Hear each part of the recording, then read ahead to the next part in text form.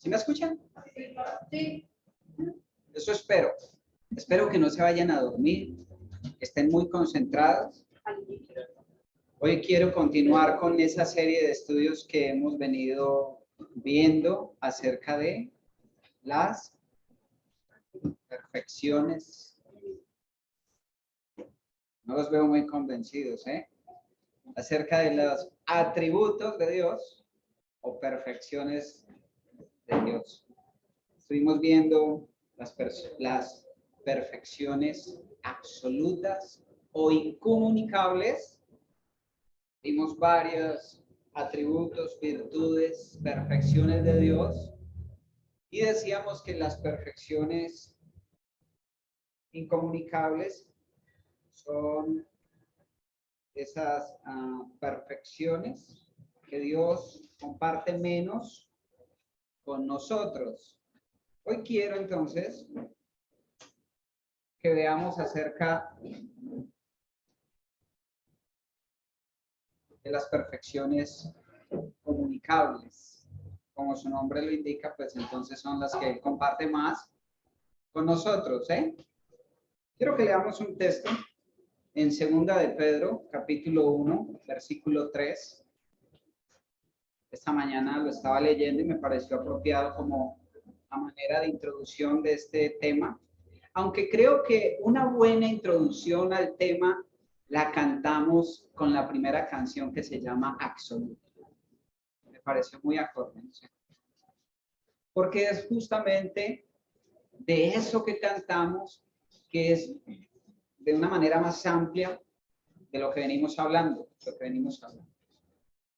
Dice la Escritura, primera de Pedro, capítulo 1, versículo 3, y como todas las cosas que pertenecen a la vida y a la piedad, nos han sido dadas por su divino poder, mediante el conocimiento de aquel que nos llamó por su gloria y excelencia, por medio de las cuales nos ha dado preciosas y grandísimas promesas, para que por ellas llegaseis a ser participantes de la naturaleza divina, habiendo huido de la corrupción que hay en el mundo a causa de la concupiscencia. Y hay dos palabras claves acá en este texto, digo como a manera de introducción de lo que vamos a ver.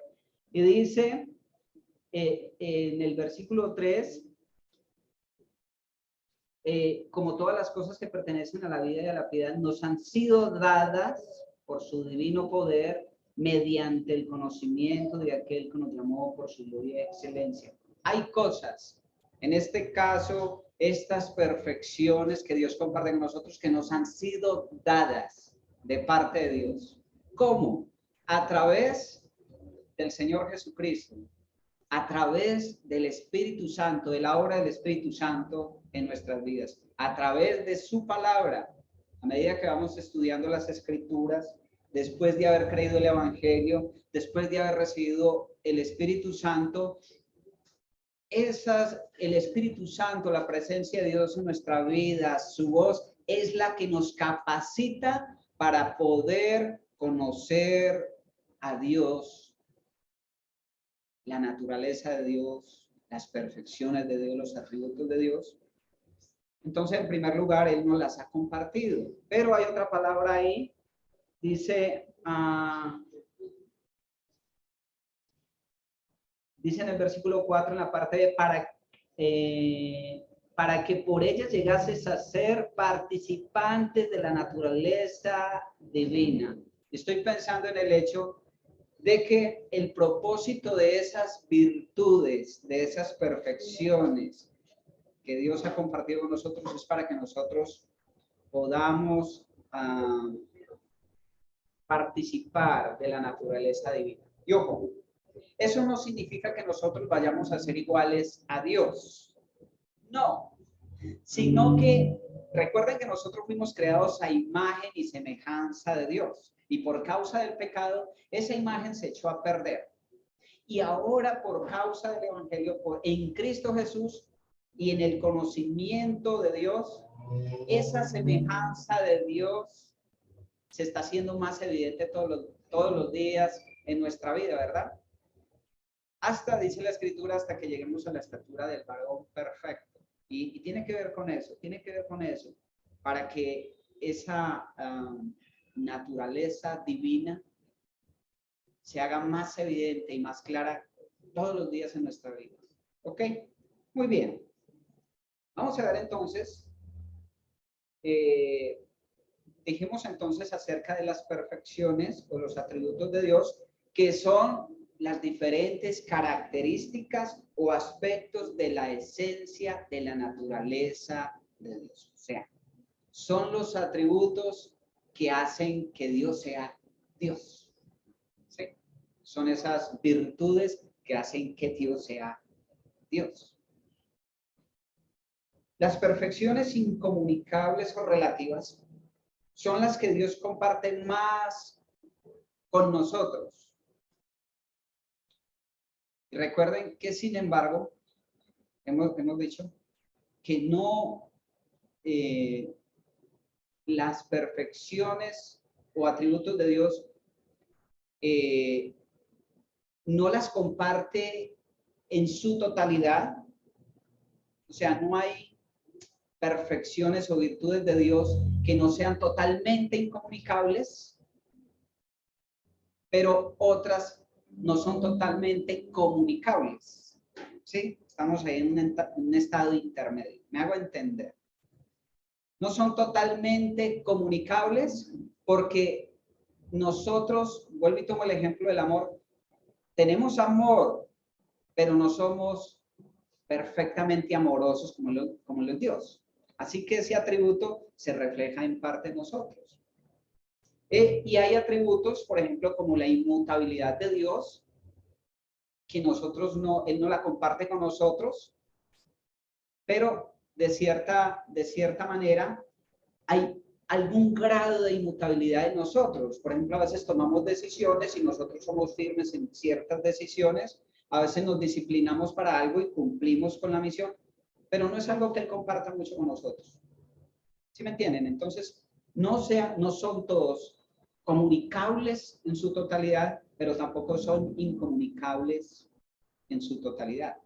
Recordamos que la única perfección de Dios que se reserva para Él y que no comunica en absoluto es la Trinidad de Dios.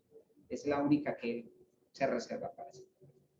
Y también debemos de recordar que hablamos de las perfecciones que las Escrituras nos dejan ver, pero hay muchas que Él no revela, que no da a conocer, porque es que hablamos de un Dios extraordinario, un Dios maravilloso, un Dios que nuestra mente limitada no lo alcanza a entender todavía. Pero lo que Él nos revela es lo que nosotros necesitamos conocer.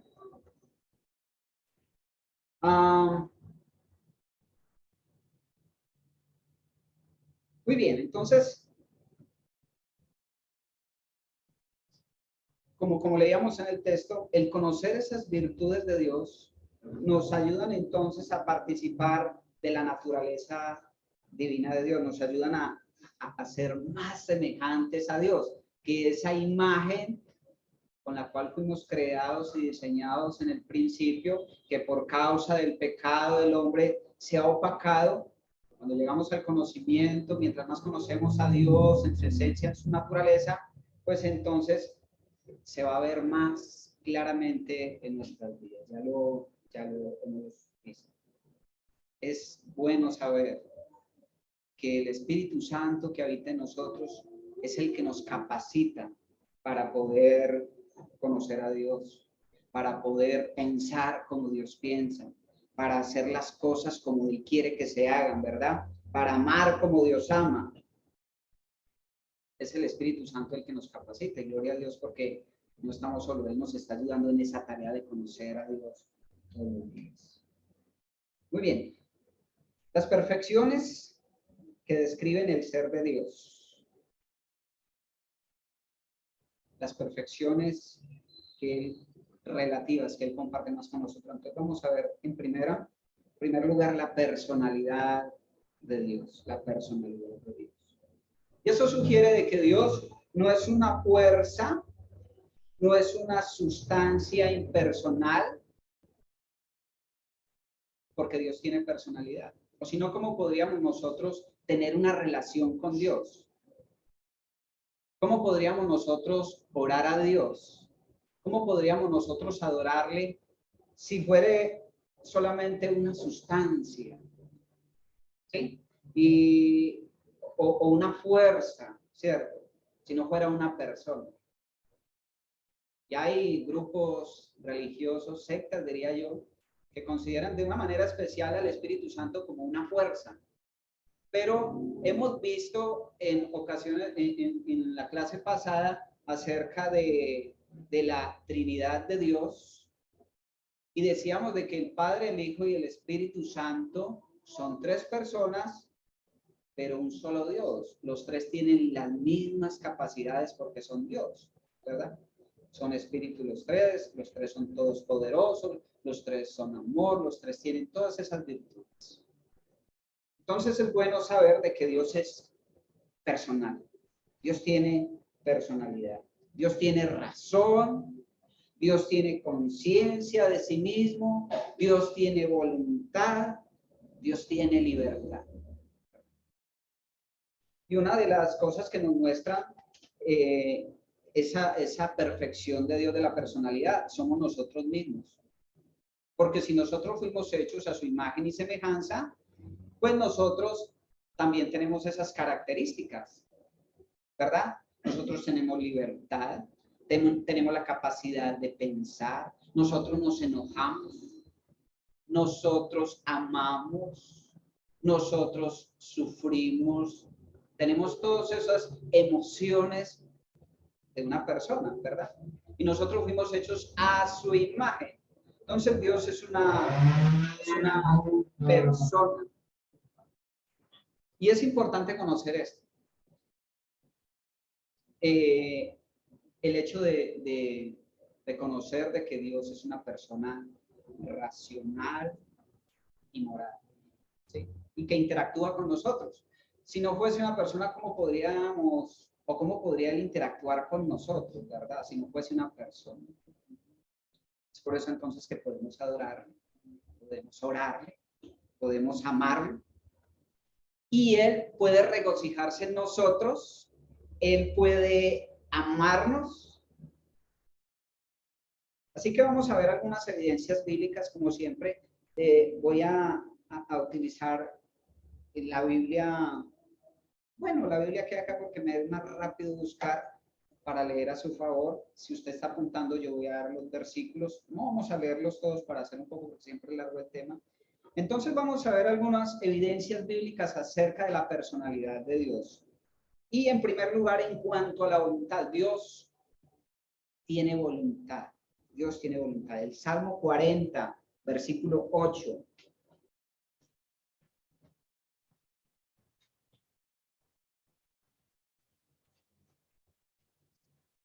El hacer tu voluntad, Dios mío, me ha agradado. Y tu ley está en medio de mi corazón. El salmista está diciendo que él quiere hacer la voluntad de Dios. Dios es una persona, es un ser.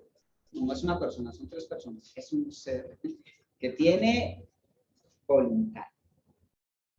Ahí en el mismo Salmo 40, versículo 17, nos dice de que él piensa, aunque afligido yo y necesitado, Jehová pensará en mí. Mi ayuda y mi libertador eres tú, Dios mío, no te tardes. ¿Verdad? Es una persona que piensa, es un ser que piensa, es un ser que tiene voluntad. Ahí en el Salmo 47, más adelantico, versículo 4, nos habla acerca de que Él es un ser que decide y elige. Miren, Él nos elegirá nuestras heredades, la hermosura de Jacob, el cual amó será. ¿Sí? Él nos elegirá. Él tiene la capacidad de elegir, de decidir en la libertad que tiene como persona. Ahora, cuando hablamos de los diferentes nombres de Dios, nos revelan mucho de su personalidad, ¿verdad? Dios es todopoderoso, ¿verdad? Tiene poder para hacer cosas. Y podemos pensar en muchos nombres acerca de Dios. Usted va a examinar y todos los nombres revelan la personalidad de Dios. Pero saben, no hay ninguno que revele más la personalidad de Dios que el nombre de Padre. De Padre, ¿verdad? ¿Por qué? Bueno, los que somos acá padres entendemos cómo es tener una relación con hijos, ¿verdad? Esa relación de padres. Y dice en la escritura, vosotros pues, Mateo capítulo 6, versículo 9, allá cuando enseña a orar, dice, vosotros pues oraréis así, Padre nuestro, Padre nuestro. Entonces, ese nombre de Padre, ese título de Padre de Dios, habla mucho acerca de su personalidad. ¿Por qué? Porque un padre es alguien que ama, es alguien que sufre por su hijo, es alguien que procura por sus hijos, es alguien que disciplina, que escoge, que elige, que vive en pro de sus hijos, ¿verdad? Y Él es nuestro Padre. Él obra de igual manera con sus hijos. Entonces, qué bueno saber de que Él es un Dios personal, un Dios personal. Ahora, la personalidad del hombre, digamos del hombre perfecto, hablemos de Adán en los primeros 2 capítulos de Génesis, se nos habla acerca del Adán y Eva perfectos, ¿sí? Y esa personalidad que fue dada a ellos era perfecta en la medida que Dios quiso colocar en el hombre. ¿Me entiende? ¿Por qué? Porque nosotros, dice la escritura que un día vamos a ser perfeccionados, pero a pesar de nuestra perfección, no vamos a tener una personalidad tan perfecta como es Dios, como la de Dios. ¿Sí? Pero miren, el hombre pecó. Y esa personalidad en nosotros se corrompió.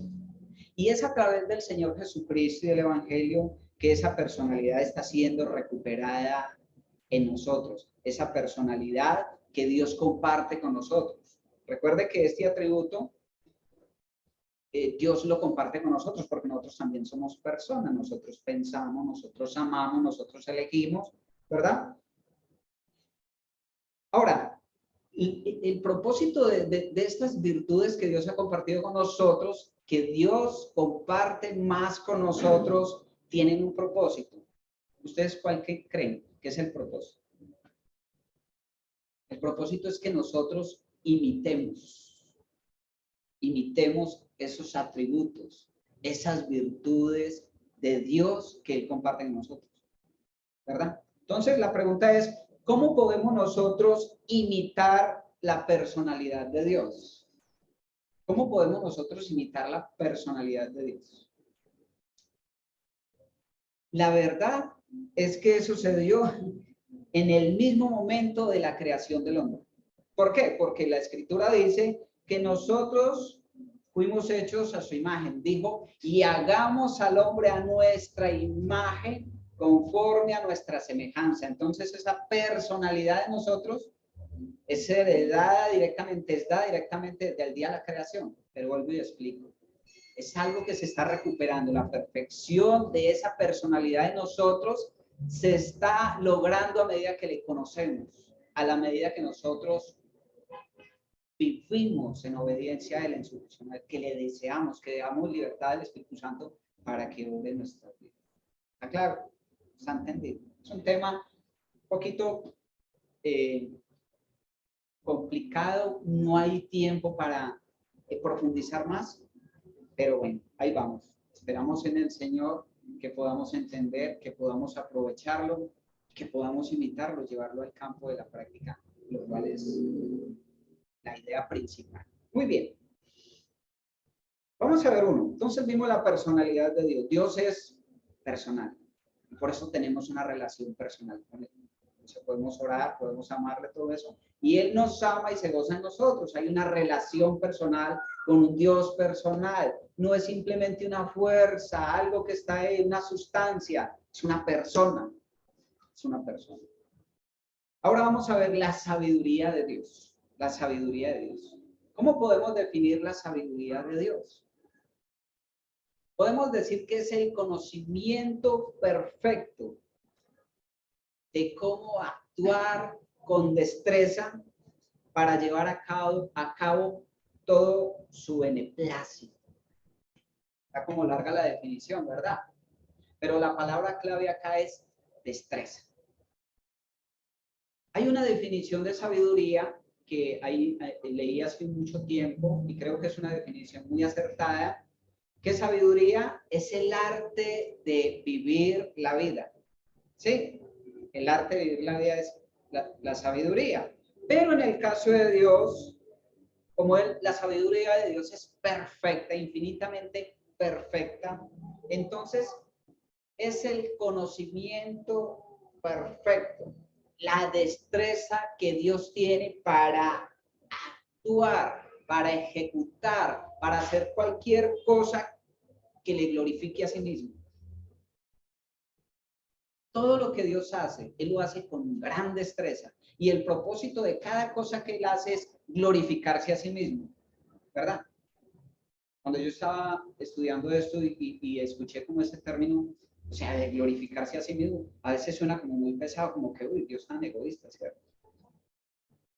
Pero es que Él nos hizo con ese propósito, lo hemos leído, para gloria de mi nombre nos he creado. Nosotros somos de Él, por Él y para Él. Nosotros le producimos gozo, nosotros le glorificamos, ¿verdad? Es Dios. Es Dios. En cambio, Él nos ama, nos tiene paciencia, nos soporta, nos comparte de su amor, nos hace sentir gozosos. Hay personas que piensan que Dios es un egoísta. Dios es amor, Dios es... Claro, me estoy adelantando, ¿no? Ahorita vamos a ver esa perfección.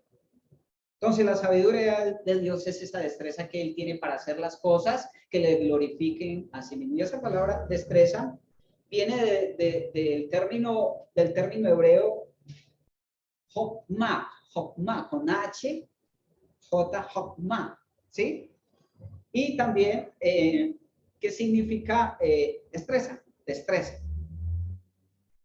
Vamos a ver entonces algunas evidencias bíblicas acerca de la sabiduría de Dios y vamos a verlas de una manera general y los salmos nos hablan mucho de ello. Entonces el Salmo 104, 24, Salmo 104, 24.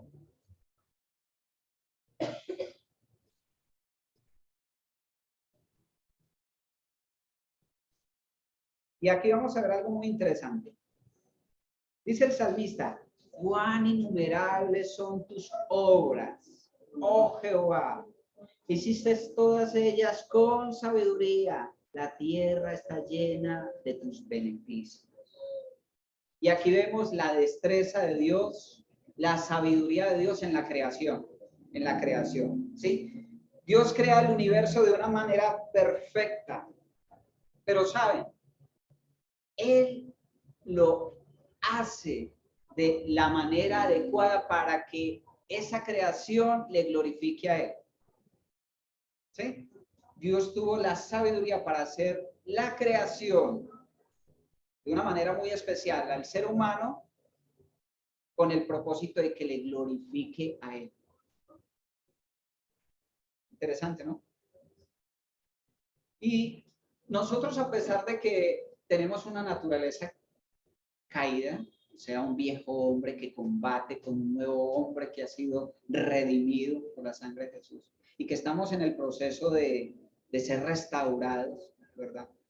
Y la misma creación, el mismo universo que está bajo maldición, todavía y a pesar de, le puede glorificar. Y la promesa de Dios es que un día toda la creación va a ser perfeccionada, ¿verdad? Va a ser perfeccionada para entonces glorificarle de una manera perfecta a nuestro Dios. Es por eso que nosotros debemos asombrarnos de la armonía de la creación de Dios. Y yo creo que ustedes tienen la oportunidad cuando salen y ven ese sol hermoso y esas montañas azules y ven la luna o las estrellas o van a un río y disfrutan de la naturaleza y ustedes dicen, wow. Y uno dice, si esto tan hermoso, el Quindío es muy hermoso, si esto es tan hermoso, aún siendo una creación que está bajo maldición y bajo pecado, ¿cómo será entonces cuando sea restaurada? ¿Verdad? Y uno ve entonces la sabiduría de Dios en crear las cosas de una manera tan maravillosa en cuanto a la creación que aún estando bajo maldición todavía pueda glorificar. La sabiduría de Dios en el plan de salvación. ¿Cómo Dios diseña ese plan perfecto para salvar a la humanidad, al pecador? Efesios capítulo 3, versículo 6.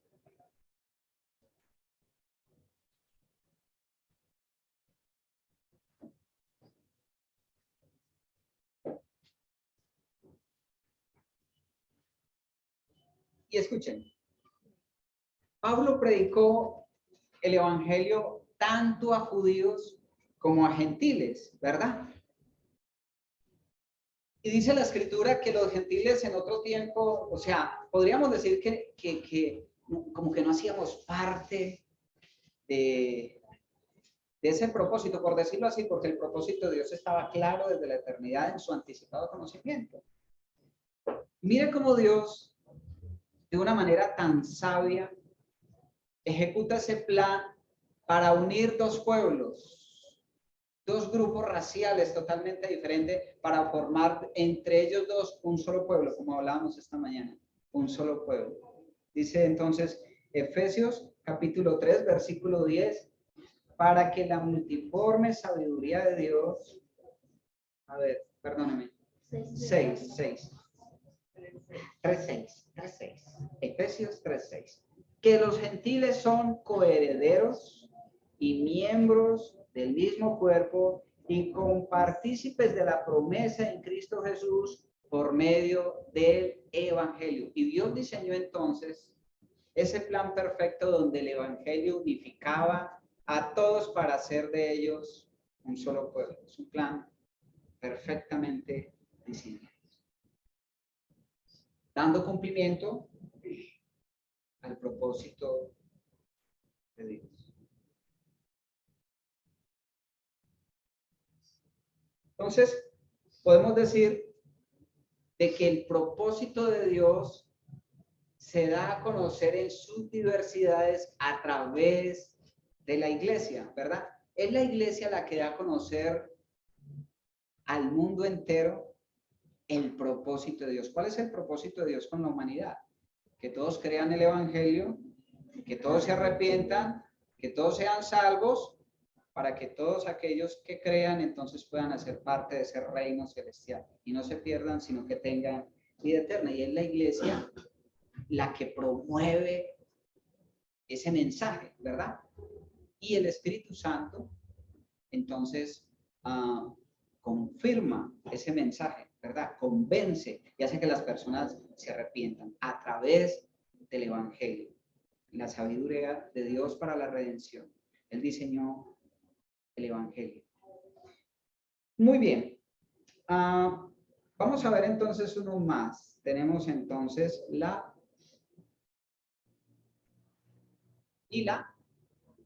aquí ya se durmieron. Primero vimos la personalidad y ahora vimos la sabiduría de Dios. Lo vemos así someramente porque realmente entrar profundamente no. Vamos a ver entonces la veracidad de Dios, la veracidad y la fidelidad de Dios. La fidelidad de Dios. La veracidad de Dios quiere decir que Dios es verdadero. Dios es verdadero. Y que todo su conocimiento y su palabra es verdad, ¿sí? Y la norma suprema de la verdad. Dios es veraz, Dios es real. Cuando uno predica el evangelio, en los viejos tiempos, cuando yo me acercaba a una persona Y yo le preguntaba, ¿usted cree en Dios? Y yo dejé esa costumbre. Pregunté, ¿usted cree en Dios? Porque muchas personas dicen, no, yo no creo en Dios. ¿Pero qué? Todo el mundo sabe, tiene ese chip que Dios colocó. Todo el mundo sabe que Dios existe. Otra cosa es que lo niegue, ¿verdad? Entonces ahora yo no utilizo eso. Yo doy por sentado de que la gente tiene que saber de que Dios es real. Dios es real, Dios existe. Yo arranco a partir de ahí.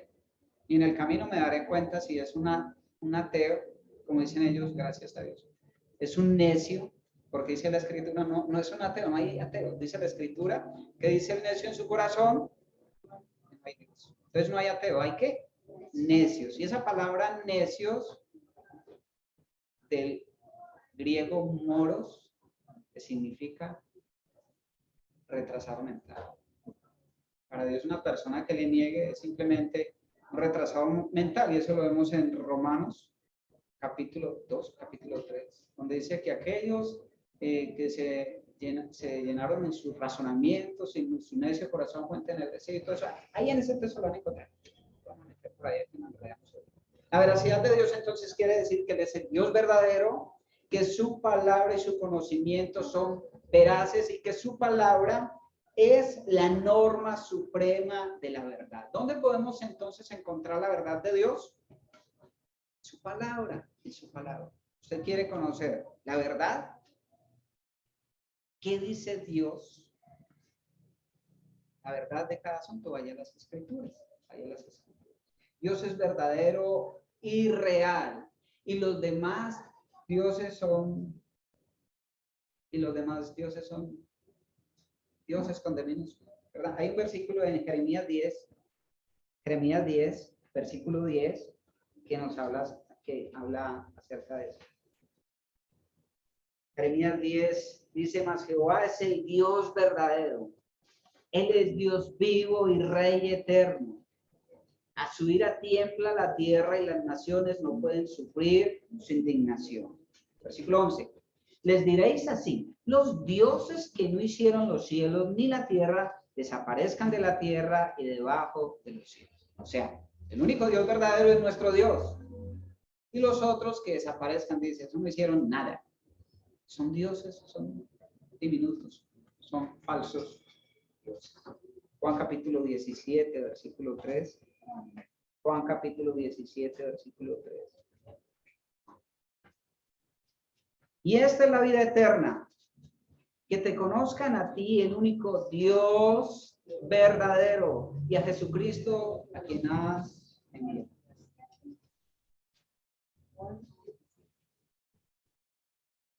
Ahora, ¿de dónde podemos tomar nosotros la idea de que Dios es el Dios verdadero? ¿De dónde se nos ocurre a nosotros pensar de que Él es el único Dios verdadero? Pues de Él mismo. De Él mismo. Él es el único que puede decir que Él es el verdadero. Él es el único que puede revelarnos tal cosa. La idea perfecta de cómo es Dios, de que Él es el verdadero Dios, que su carácter es perfecto, que se ajusta a su propio concepto de lo que debe ser el verdadero Dios. Él es el que puede decir cuáles son las características, cuáles son los conceptos que se ajustan a un verdadero Dios. Solamente Él puede decir quién es un falso Dios y quién es el Dios verdadero. Ahora, como les decía, hay un chip que fue puesto en cada uno de los seres humanos que anuncia, que nos dice de que Él existe, que Él es verdadero. Y una cosa es negarnos a creer de que Él existe, ¿verdad? Es como ver el sol allá y decir, no, el sol no existe. Y vivir a espaldas del sol y decir, no, eso no sugiere que Dios no exista. Pero todos los seres humanos tenemos esa información, ese chip que nos anuncia de que hay un ser supremo, ¿verdad? Usted le pregunta a un ateo o a uno de cualquier movimiento o cualquier secta acerca de ese Dios verdadero, Y usted la esculca y ellos terminan por decir, bueno, sí, yo creo que hay un ser supremo, hay uno más arriba, sí, hay uno que tiene dominio, uno que tiene... Entonces,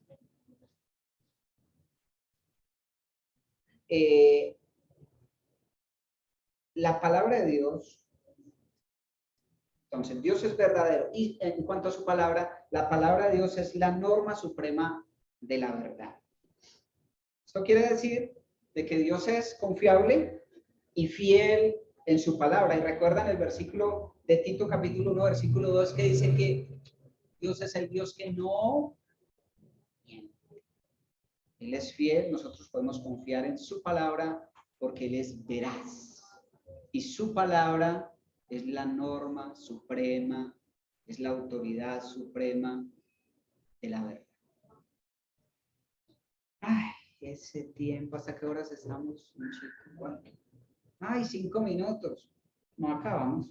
No acabamos. Hebreos capítulo 6, versículo 8. Y no pienso correcto. Porque de pronto me caigo. Hebreos capítulo 6, versículo 18.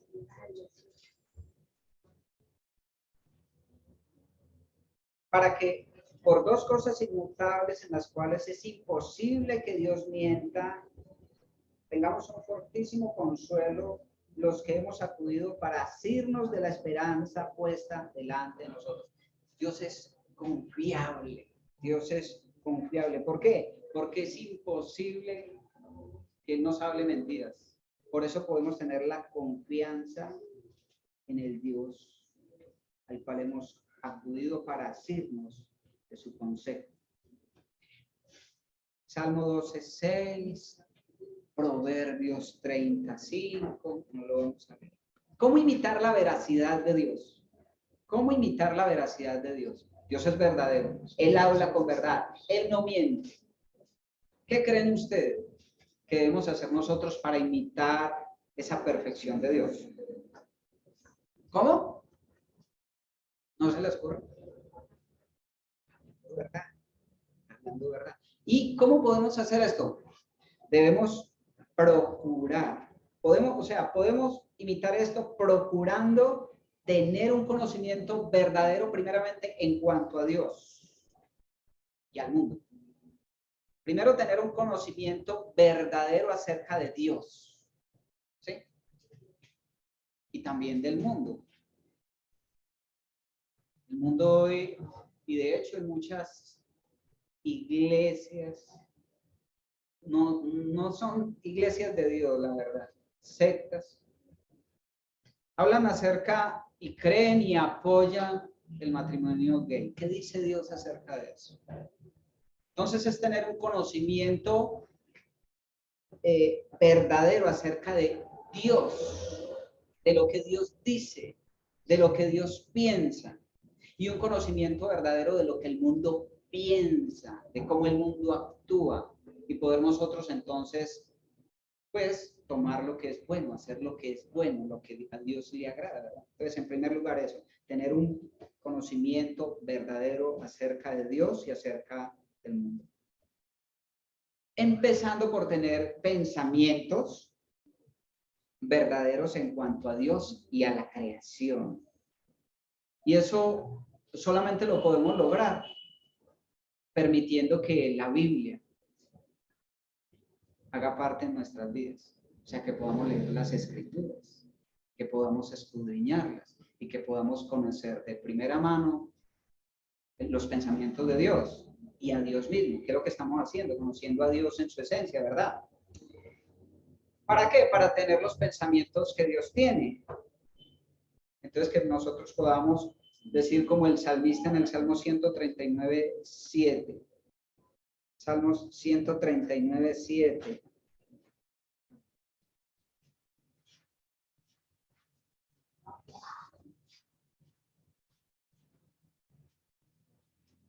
Que nosotros, al tener ese conocimiento adecuado, nosotros... Creo que me equivoqué de versículo.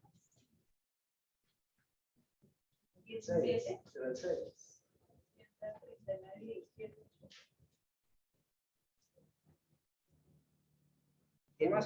¿Tiene más parecido el 6? No, 17. Cuán preciosos me son, oh Dios, tus pensamientos. Cuán grande es la suma. Cuán precioso me son, oh Dios, tus pensamientos. Entonces, que nosotros al tener un conocimiento a través de las escrituras, un conocimiento adecuado de Dios, nosotros podamos decir, Señor, qué precioso es pensar como tú piensas, ¿verdad? Porque eso nos lleva entonces a hacer las cosas como Él las haría, a hacer derechos delante de Dios. Eso nos ayuda para la santidad, para tener una buena relación con Él. Vamos a dejarlo ahí. Solamente alcanzamos a ver tres atributos de Dios, tres perfecciones de Dios. La personalidad, que sugiere de que Dios es persona. ¿Por qué? Porque Él piensa, porque Él elige, porque Él ama, porque Él sufre, se entristece, Él hace cosas maravillosas, Él interactúa con nosotros. Es persona. Y por eso tenemos una relación personal. Él desea esa relación personal con nosotros. La personalidad, la sabiduría de Dios. Y en la sabiduría de Dios decimos de que Él tiene la destreza para hacer cualquier cosa de una manera tan sabia que todo le glorifique a Él. ¿Sí? Y la veracidad de que Dios es verdadero y que su palabra es verdad. Y que Él es fiel a su promesa, a sus palabras. ¿Sí? Entonces está muy relacionado la veracidad con la fidelidad de Dios. ¿Por qué? Porque Él es el Dios que no.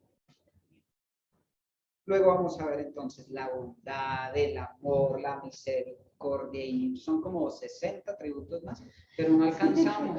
Yo pensé que íbamos a hacer para irnos 50 hoy, no alcanzamos. Si Dios nos permite en otra oportunidad, podemos meterle el diente a esto.